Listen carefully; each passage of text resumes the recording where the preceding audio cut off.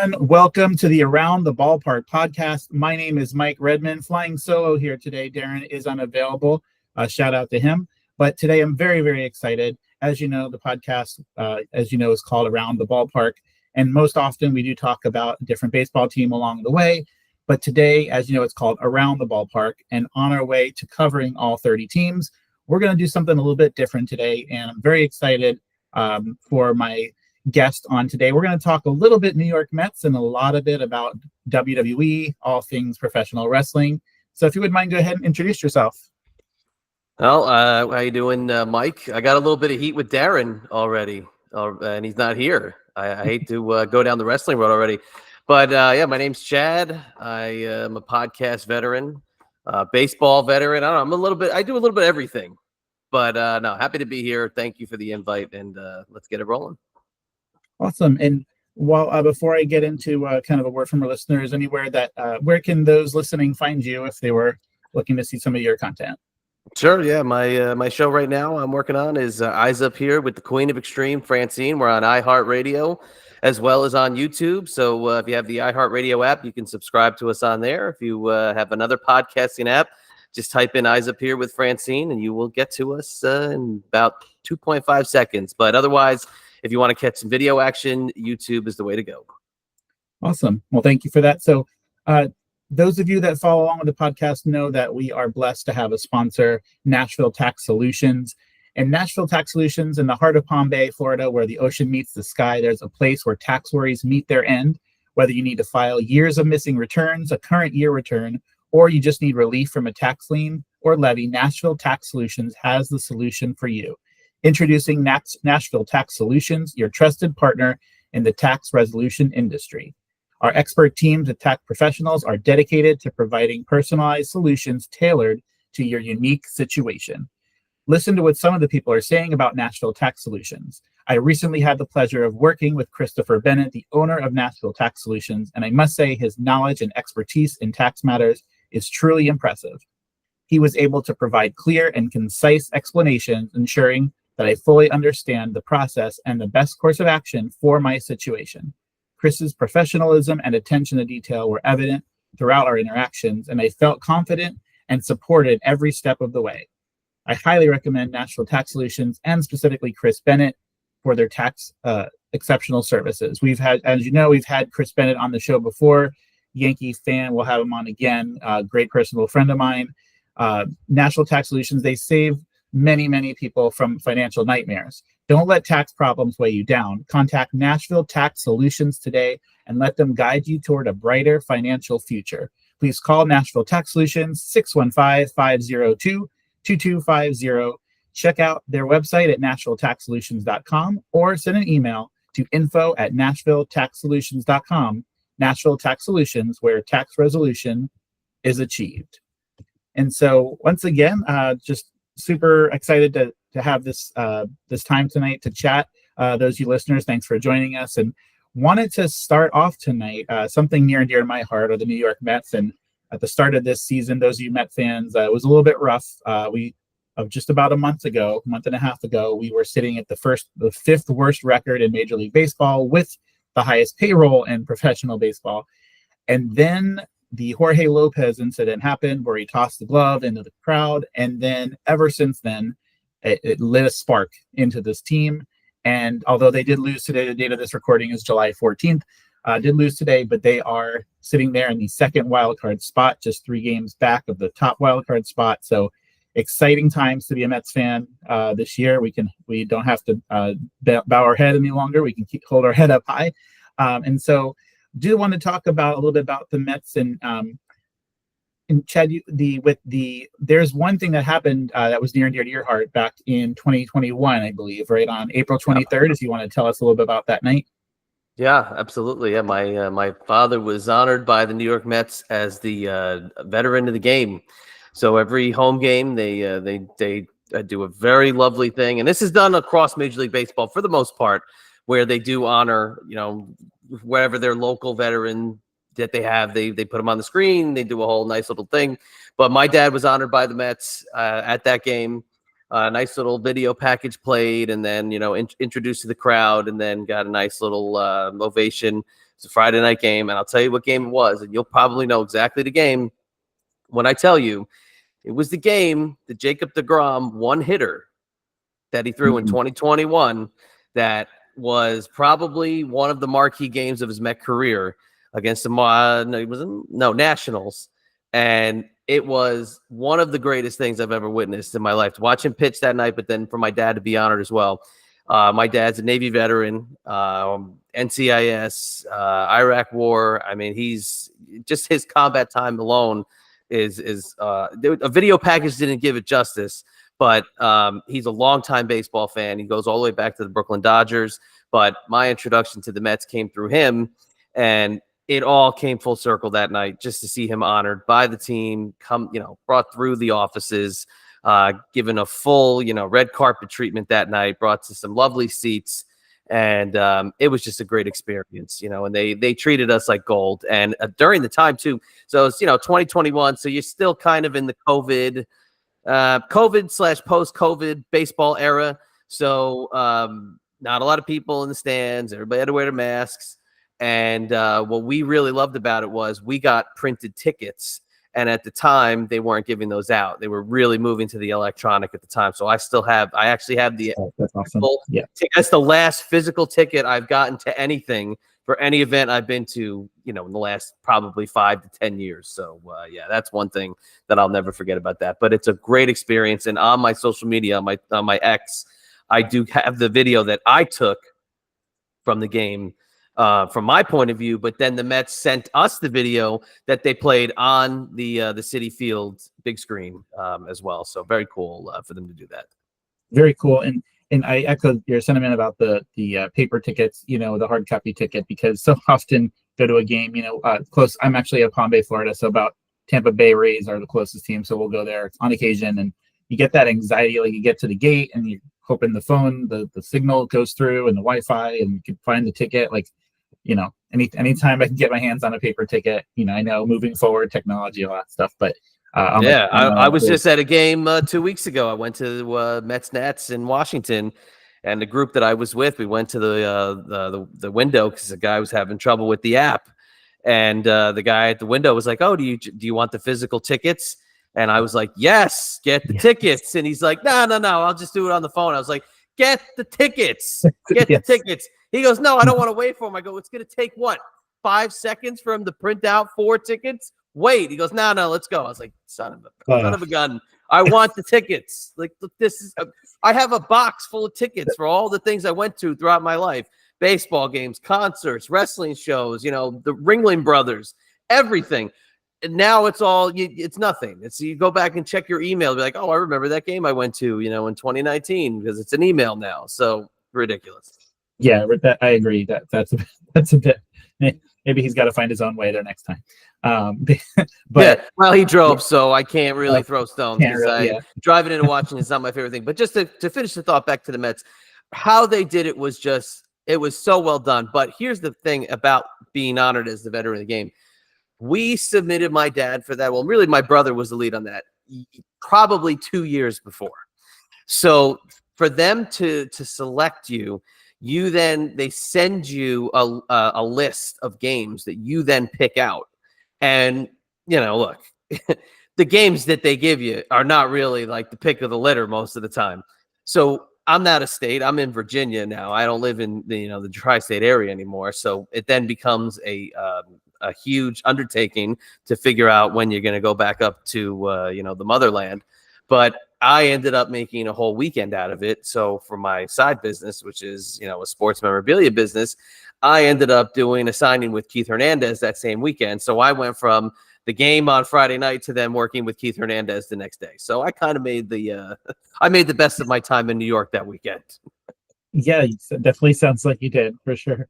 And have you had any memories of, well, actually, before we get there, I think some may not realize that selection process does take some time. It's not, where like some of the on-field activities that, some of the field crew, they look around, oh, would you like to be on the field in the third inning to toss you this ball or this Frisbee? No, there's more into it than just show up in your uniform and we're going to, hopefully select you.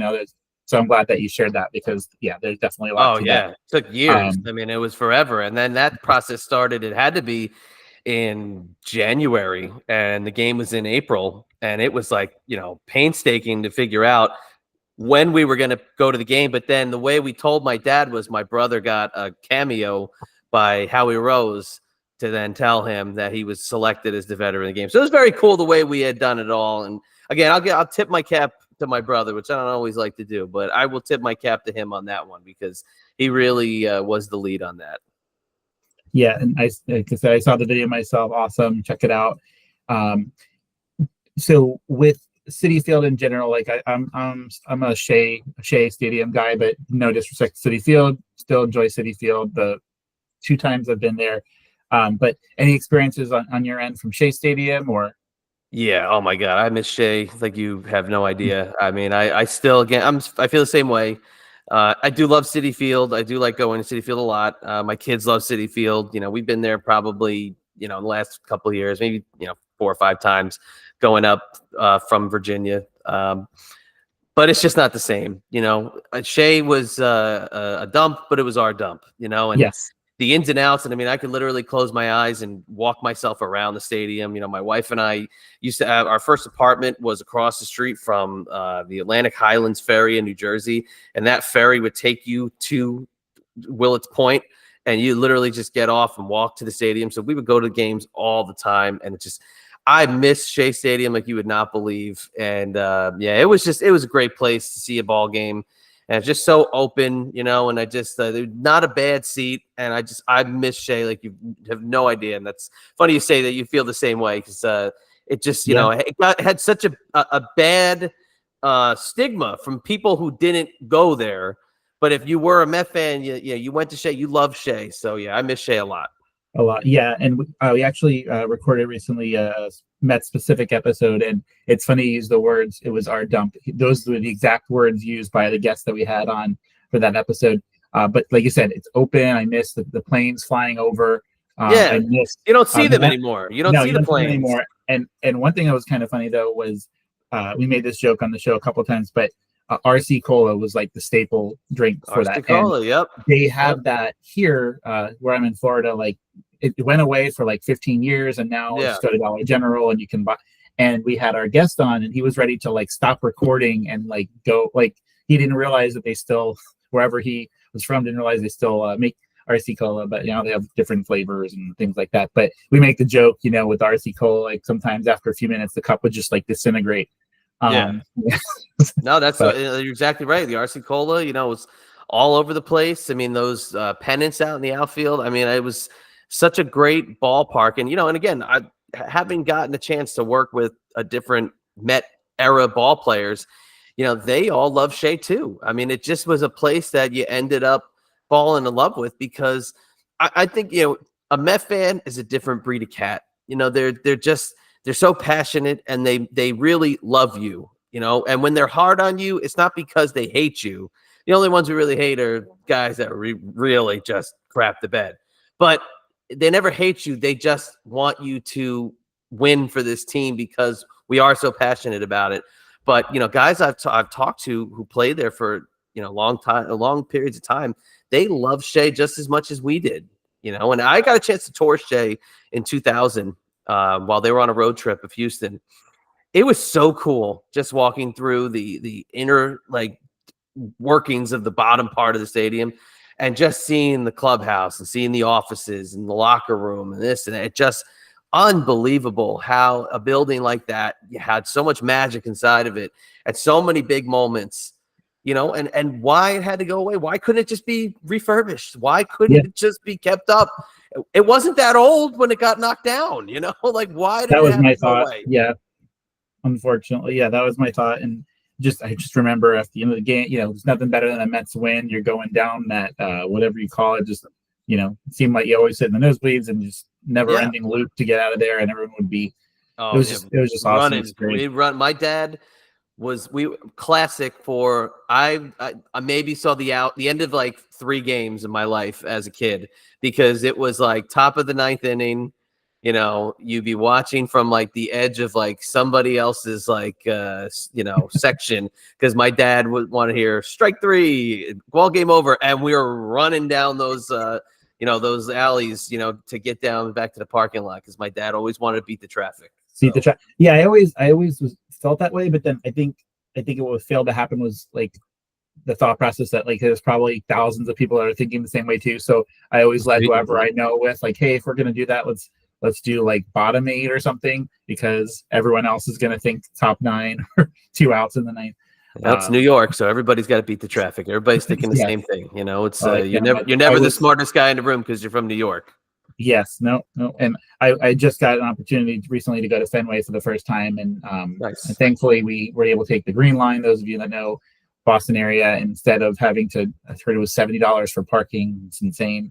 So thankfully we were able to avoid all that. So that was like a dream come true to attend that ballpark and go down. So before we kind of transition into some wrestling things and stuff, just quick thoughts on the 2024 Mets. I mentioned they went from where they were to where they are now.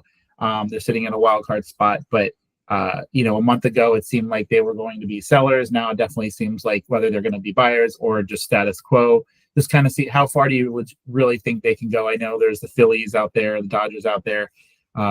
Phillies seem to be the real deal. Dodgers seem to be that team that feels like the real deal, and then they stop playing meaningful baseball for a month and a half, and then playoffs happen and someone knocks them out. But how far realistically do you think the Mets can do it this year? I think they could be one of those pesky teams if they get into that final, second or third wild card spot. I think they could be one of those pesky teams that sneaks in, and does the damage like last year, like the Diamondbacks and the Rangers. I think they could really be one of those, Cinderella teams. Phillies don't scare me. I know they're doing amazing this year. I know they're kicking butt, but they just don't scare me in the long run against the Mets. Same thing with the Dodgers. I believe the Mets took care of the Dodgers this year. Yeah. Right early in the season. Yes. I think 2 out of 3 or 3 out of 4. Yeah, like pretty that. handily. Dodgers don't scare me. The teams that scare me are the ones that you take lightly. And coming out of the break, they got the Marlins, and that kind of scares me because they dropped this last game to end the break. They should have won this game today because they did have 2 great chances in the 8th and the 9th inning to get those runs across, and. Those I forget who Means, whoever the pitcher was for the Rockies in the 8th, to get out of first and second with no outs and then strike the next 3 guys out on awful pitches. I mean, I don't know what they were swinging at. And then to get out of bases loaded in the bottom of the 9th, and I don't know what JD Martinez was swinging at.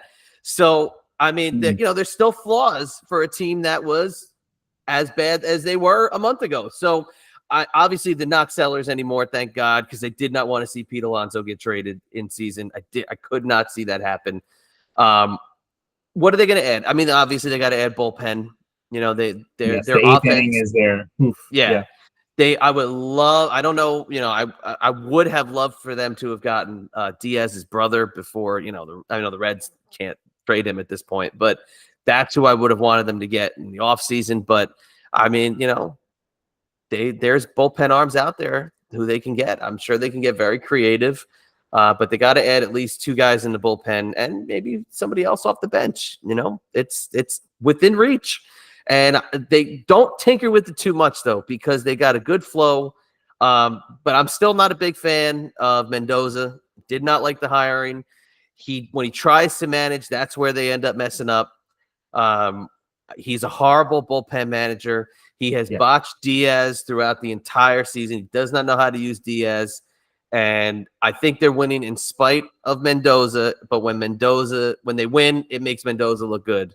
So I don't know. And we'll see what happens. You bring up a good point because, one of those of you that watched the game on Friday night, so that was July 12th, you saw 2 home runs from Iglesias and 2 home runs from Bader. And both were out of the lineup on Saturday. Now they wound up winning the game, but every single comment in the thread was, what's going on here? I understand lefty right pitching matchup. That's why, teams like Baltimore I respect so much, because they throw that same lineup out there. Maybe 1 or 2 guys tinkered with at the bottom, but they're like, what, these are our guys versus lefty versus righty. Let's just put the best team we got out there. And Mets sometimes are too worried about Mendoza, especially about that lefty-righty matchup. Right. Yeah. He does it to Nimmo, too. I mean, Nimmo be hot as a pistol, hit a 400 6-foot home run, and he'll take him out of the lineup the next day. And it's like, I just don't understand that thinking. But I have to see them come out of the break hot. They have to spank the Marlins and just continue the hot play. I saw the stat in the Grimace era. They're first in all these different categories, and with the Grimace and then the oh my god and all that stuff. I said, look, you can't have two things. You can have one, but you can't have two. But guess what? Two's actually it's carrying them. It's working, yeah. And so don't tinker with it. Yeah, and I would like to see, if Senga gets healthy, I would like to see, the one question in their starting rotation is their ace, quote unquote, Quintana, who's kind of all over the place. So definitely like to see, and who knows, maybe they do have an abundance of starters. Who knows, maybe that, they're not your prototype bullpen guys, but who knows, maybe a starter will fall into that spot. You look at, and the last thing I'll talk about the Mets, we'll get into, but you look at a guy like Seth Lugo, who was with the Mets for so long and just not a fan of where he was in his position. And now what he's doing potentially could be, I'm not sure, I haven't seen the opening day starter yet, but could potentially have been or will be the starting pitcher for the American League All-Star team. That's just amazing to see. I wanted him back very badly this offseason. I didn't want to see him go to begin with, but he had no spot on that team at the beginning of last year. But I wanted Lugo back this offseason, and good for him, man. Good for him. But it's funny. I forgot about Senga because he's been gone all season. But that's like getting an acquisition, out of the All-Star break. So hopefully he comes back, and there's your ace. Your ace hasn't thrown one pitch in this season. So they're poised for a big run again coming out of the break. They just got to take care of business and beat the teams that normally a Met team would fold and just completely flop. So they just got to keep moving forward. What they got to do. I know they got the Marlins, but after that, I think it's Yankees, Braves, Phillies, I believe, in that order or something like that. So they're going to have to come out hot.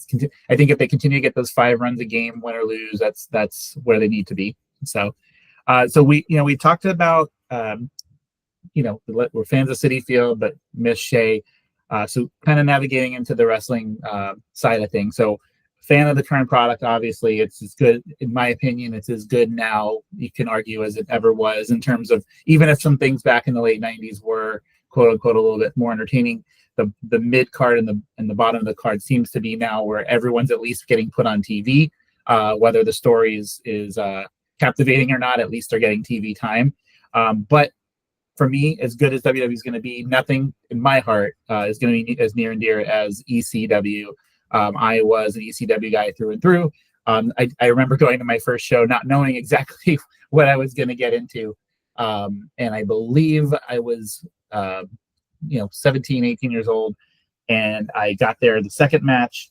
And I remember New Jack jumping off of something within like 2 minutes of me being in the arena. And so I was that was my welcome card to that. But so being in the Central Florida area, I was able to go to a lot of shows nearby. And I was able to go to one pay-per-view, Guilty as Charged, never forget, I believe it was in Kissimmee, Florida. Such a good time. The only time I was in the front row for a show. So that was exciting.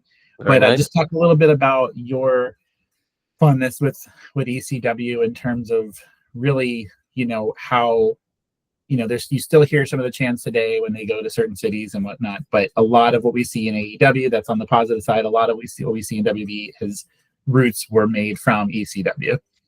Yeah, ECW. I loved ECW from the first second I saw it in 1995. I was given a tape. It's like all those things that you're given a tape when you're younger, and you fall in love with it for the first time when you see it. I was a huge wrestling fan. I started watching wrestling in 1987, WWF guy through and through. But I was told, look, you watch this. There's guys that you know, and there's guys you don't know, but you're going to love it from the second you see it. And I can't remember the show it was, but it had everybody on it. It had Shane, it had Raven, it had Cactus Jack, it had everybody. And I was like, man, this is unbelievable. It just the atmosphere, the action, the hardcore, the wrestling. I mean, it was all what you want in a product in one. And they just knew how to do it. They just knew how to put it into one good package and make you believe that this was actually a shoot. that this was real. And that's what brought people into ECW at that point. We didn't know, folks, back in the day, even though we knew wrestling was fake, we thought ECW was real. Everybody did it for a little while until, you kind of then smartened yourself up.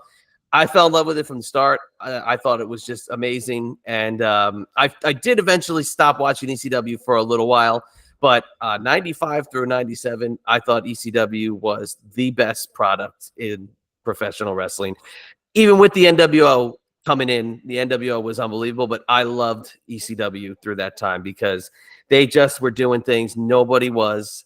The violence was great, but it was just they were telling stories that nobody else was in wrestling. The obvious ones being, the Sandman and Raven, Tommy Dreamer and Raven, even Shane and Tommy Dreamer. I mean, these were long drawn out stories that just were not being shown on any other product in the United States that as a full blown fan, they were blowing your mind. So fell in love with ECW from the first time I saw it. First time. Yeah. And you wouldn't care that sometimes, no matter considering where you live, that it aired at 11 o'clock at night or 1 o'clock. 2 o'clock in the morning in New York. Yep.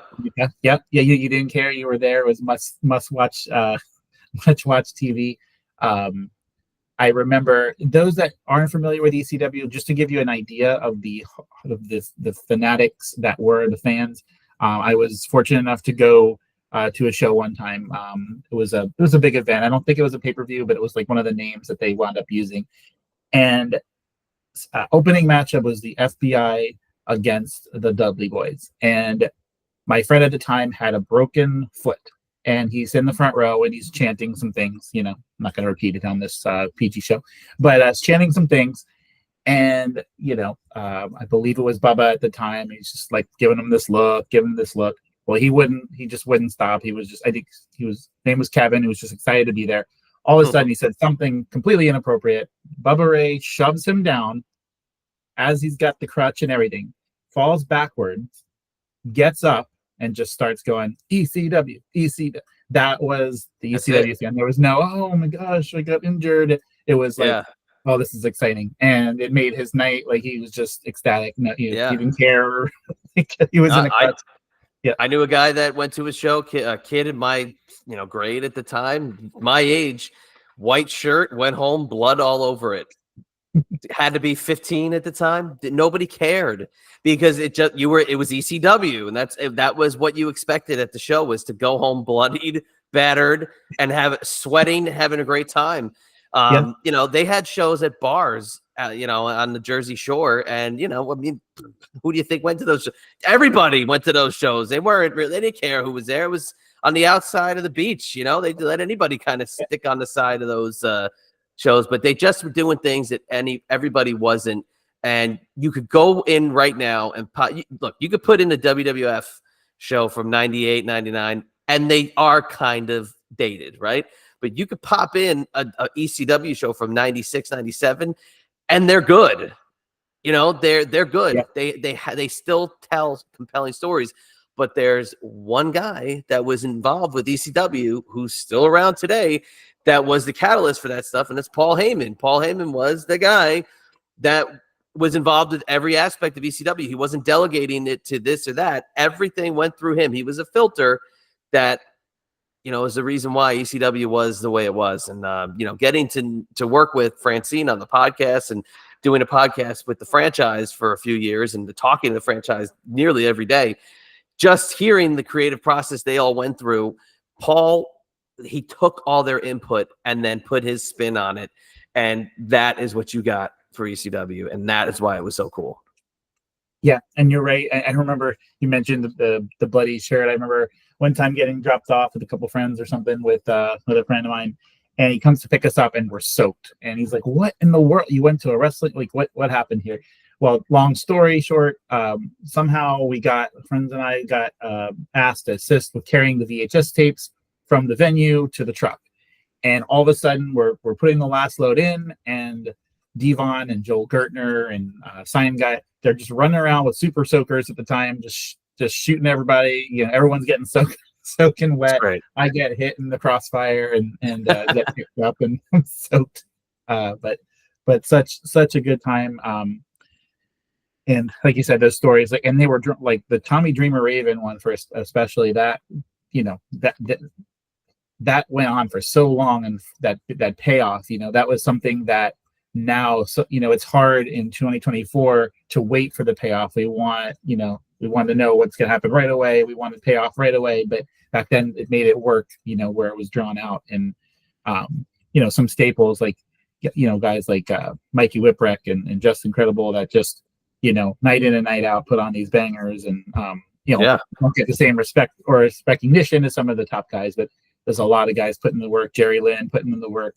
It's just such a great time. So I enjoy going back and to watch the library when I can, for sure. No doubt. So, and I know also that you are an 80s guy, and so just want to kind of pick your brain in terms of on the wrestling product in the 80s. So if you had to kind of look at your 80s Mount Rushmore, so to speak, in terms of superstars, I know obviously there's some names out there that are obvious ones, but what would your four, if you had to just off the cuff, four superstars from the 80s where that was their primary heyday, who would you choose for that? Well, man, you get, obviously the Hulkster's the number one. I mean, he's the reason. I'd say the reason we're all here is because of the Hulkster. You got to go Piper. He's the number two. Yep. And again, like I said, I'm a WWF guy, so the Nature Boy does not go on my Mount Rushmore because I wasn't an NWA fan growing up in New York, New Jersey. We got the NWA, WCW, but I watched it. I just didn't love it. It wasn't my cup of tea. So this is all WWF. I mean, and then I'll probably just stick with Macho Man. Obviously, that's going to be the third, and then the fourth, Gorilla Monsoon. No, you know what? No, I'm going to take Gorilla off. I'm going to throw another heel on. I'm going to go Jesse the Body Ventura. Okay. I'm not hating that list. It's funny with a lot of the when you think Mount Rushmore, sometimes you can agree on two or three or whatever, but first three, 100%. I could easily go with the same one you chose. There's others out there. I guess I will go just to be different, although I could easily. I went so generic. I mean, it's like, what? No, I'm going to take one back. I'm going to take Macho Man off. Because it's so generic, man. I mean, that's so generic. I have Hogan and Piper. That's fine. I'm going to put Bobby Heenan on instead of Macho Man. So I'm going to go Hogan, Piper, Bobby Heenan, Jesse the Body. There you go. Okay. Yep. There you go. That was and that's actually was going to say Bobby Heenan. Those of you that haven't gotten an opportunity to see the Hall of Fame induction speech of Bobby Heenan, I know at the time he was going through throat cancer and whatnot, and just outstanding television for 20 so on minutes he was up there. It was so good, but you can't think 80s television without Bobby the Brain Heenan. And so, I would throw him on there. Some other stars, of course, you have your, Ricky Steamboats and your Andre the Giant, obviously, limited what you can do in the ring, but big presence, of course, but I think I would kind of agree with you on there. And then, of course, in the 80s too, that was the start of a lot of the pay-per-view calendar. Obviously, we had WrestleMania for about 4 or 5 WrestleManias in the 80s. Any other 80s big shows that kind of stood out to you? I'll start with mine first, even though it was, you compare it to now, it was whatever. But to me, obviously, WrestleMania is always looked at here, but I'm always a Royal Rumble guy through and through. So even though it was what it was, the 89 Rumble kind of, even though it was the second one, because 88 was like more of a TV, that started things for me. I remember from 89 on doing these wacky things as a child, like to have these Royal Rumble parties and just have people come over and we pick who's going to win. We would you'd go to the convenience store and you'd buy the little plastic containers and you put numbers in them and pick them out. And very nice. So much fun. But what would you say for show wise in those? I mean, look, we could go pay-per-view, okay. My favorite show of that era is WrestleMania 4. Okay. But my first exposure to wrestling as a whole is Saturday Night's Main Event. So the first Saturday Night's Main Event I ever saw is the Battle Royal where Hogan and Andre touched for the first time, and Andre throws Hogan out of the Battle Royal. So that was like a big deal. But my favorite match of all time is from a Saturday Night's Main Event, and it's Hogan and Paul Orndorff in the big blue cage. So we could talk pay-per-views, we could talk premium live events, but before it all was Saturday Night's Main Event, where ratings. You want to go back and look at ratings? Go back and look at some of the ratings those shows got in the 80s. I mean, off the charts how big those ratings were. And I still think the main event, the Hogan Andre main event, is the biggest rated network television wrestling event in the history of pro wrestling. So yeah, I think because a lot of people, they think Saturday Night Main Event, they go back to like that match with Miss Elizabeth, the whole situation going into the back and whatnot. But there was so much other content on there. That's the one that sticks out in everybody's minds, of course. Yep. And so, you know, we're sitting here now before we kind of close with the current state of WWE. So obviously we know AEW is out there, and competition's good for business. We know this. We know that, you know, we see guys like Dijak that's just joined the independent scene, and others. Matt Cardona's doing his thing, rocking the independent circuits and things like that. So we know competition's good.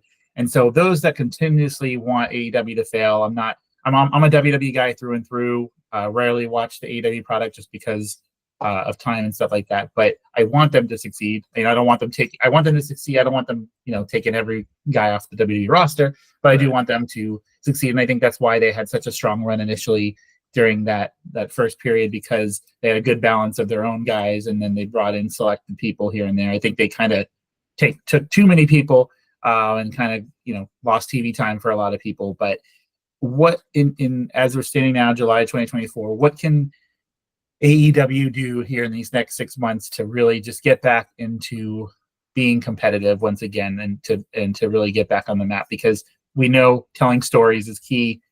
They do that to an extent, but on a lot of the times it does feel like, remember the old WWE Raws with Eric Bischoff and the roulette wheel? It feels sometimes that they put all the all their talent on the wheel. They spin the wheel, whoever it lands on, that's the match we're throwing out there. So what are your thoughts on that? Well, I mean, they got to kind of go with what got them to the dance. You know, they were supposed to be the alternative. Be the alternative. You know, they're very WWE mid-2000s-esque at the moment, which is not good, because that's what turned a lot of people off.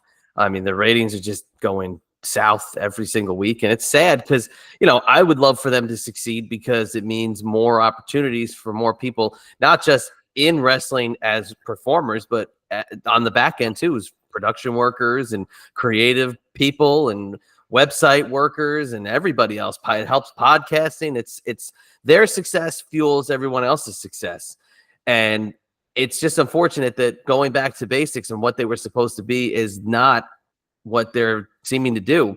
They're just kind of doing stuff to pop each other. They're doing things that are cutesy for making themselves laugh. And that's unfortunately what, when you get to be around a lot of the guys, you tend to see they'll do that a lot. They'll just do stuff that they know is something that they like.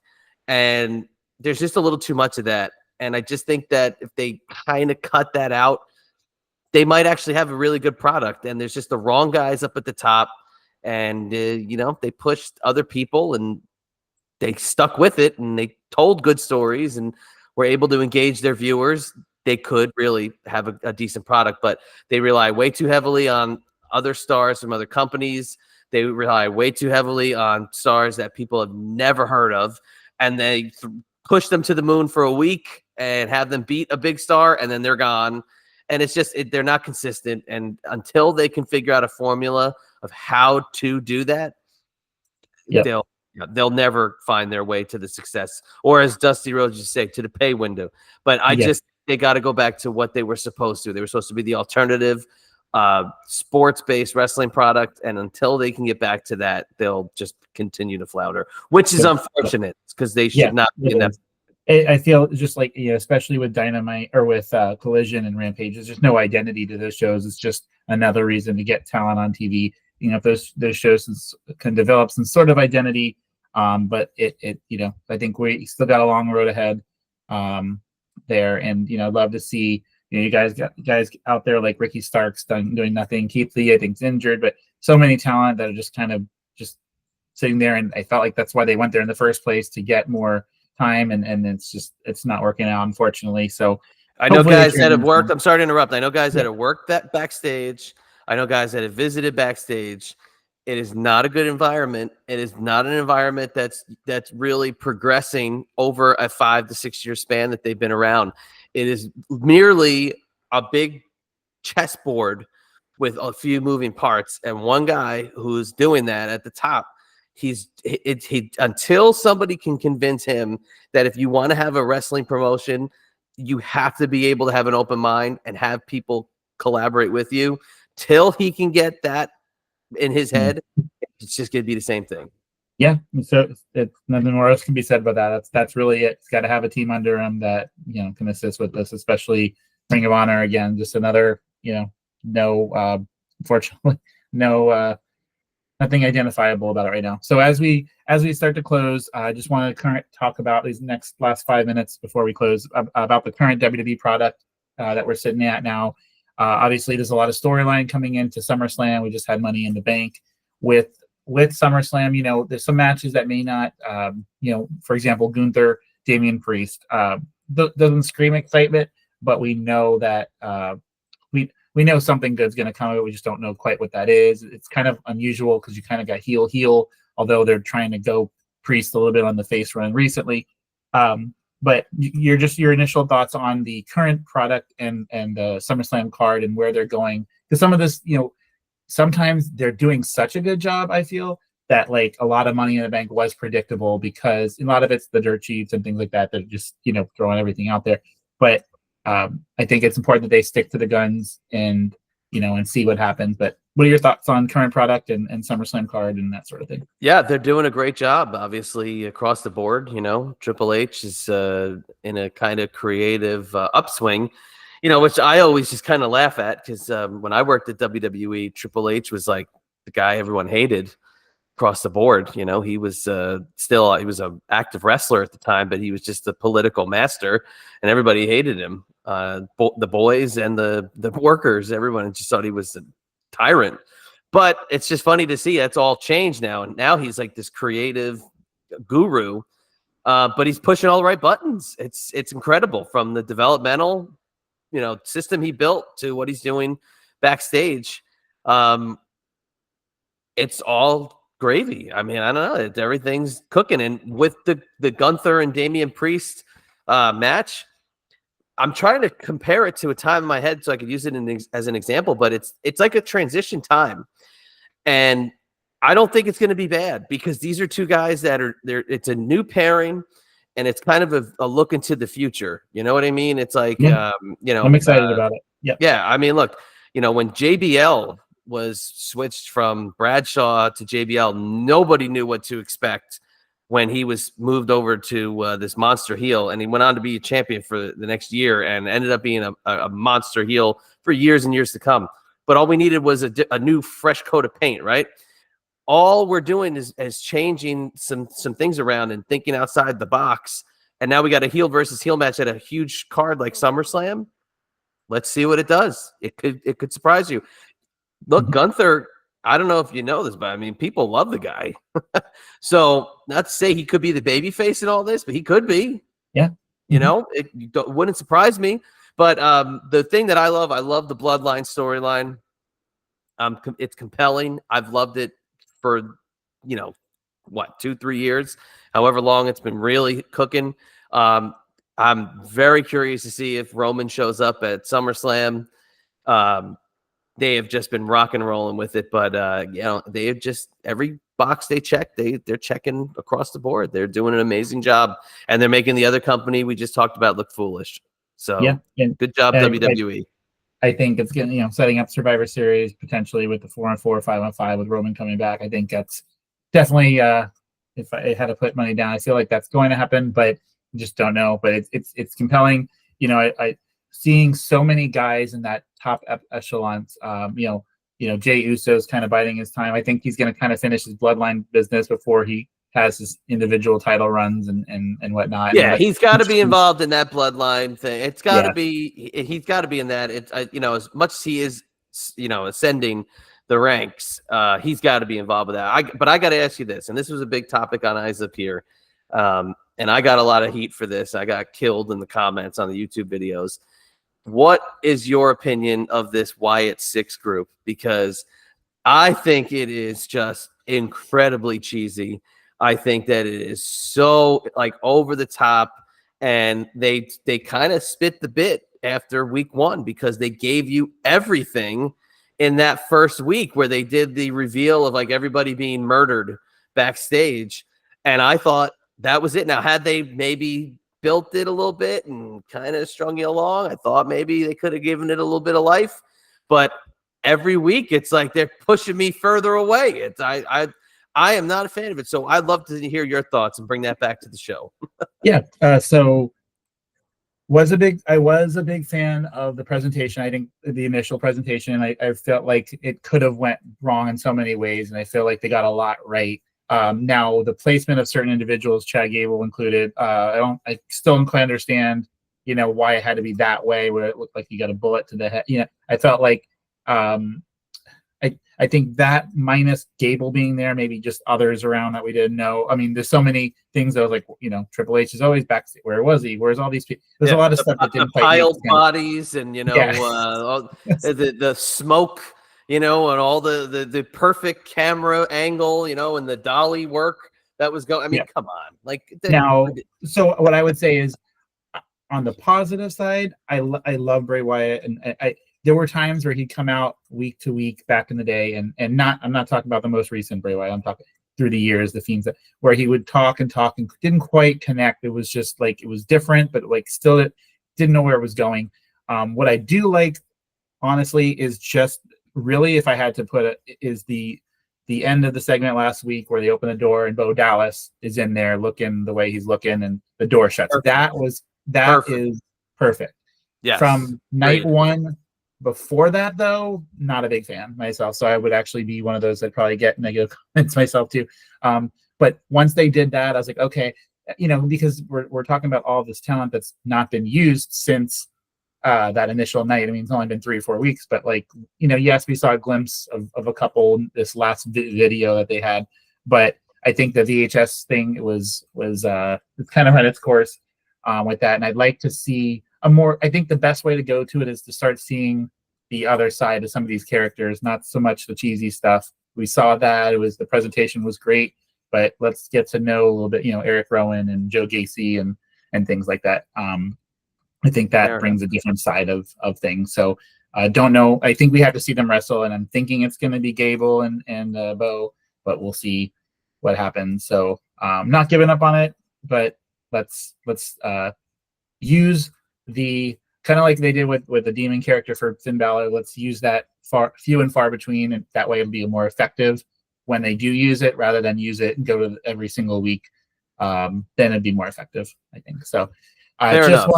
All it did was prove to me is I'm not the only person that still watches VHS tapes. So I was just very happy about that. So thank you to Bo Dallas and Uncle Howdy for showing some love to us VHSers out there. Yes, it's the box. I remember finally letting it go. The network was a thing. I had so much good. I probably should have still kept on to it. But, I'm every day. They got my little media room. I'm VHSing my butt off every day. Yep, that's awesome. So thank you so much for the time. This was outstanding. I wish we had more time. I'm sure we'll be able to talk again in the future. But please, again, just if you could just repeat again where they can find you, and then we'll close this thing down. Sure. On X, you can get me at Chad ENB. It's ChadIanB. You can catch Eyes Up Here on iHeartRadio. So it's Eyes Up Here with Francine. You could also get us on YouTube. It's ECW Diva Francine, or Eyes Up Here with Francine, or Eyes Up Here. You'll get to us some way or another. We have memberships. We have exclusive content on there. If you like ECW, if you like old school wrestling, there's something for everybody. Actually, we're even doing some outside the box non-wrestling content dropping the next couple of weeks. That it's pretty good. She goes through her DMs, and you get to see what people send her, and it's not for the faint of heart. Let's put it that way. But yeah, that's all over on YouTube and iHeartRadio. So yeah, appreciate the. Has she reeled you in yet to the her love for Disney and? Oh, absolutely, yeah. And oh my gosh, we've done vlogs. She's made me vlog when I've gone to Disney. We've been doing the show together for 5 years. We've just really in the last year we got signed by iHeartRadio last October, well, really last August, but started in October. But iHeartRadio has given us a great opportunity, and I've gotten behind us, in a major way. So a lot of great things have happened since then. So very thankful for that. Glad to hear it, and continued success for you and the show. Thank you. I know great things are to come. I've been a fan for the period of time that I've checked you guys out. Hope others will as well. Thank you guys so much. Thank you again for coming on. Until next time, we'll see you around the ballpark.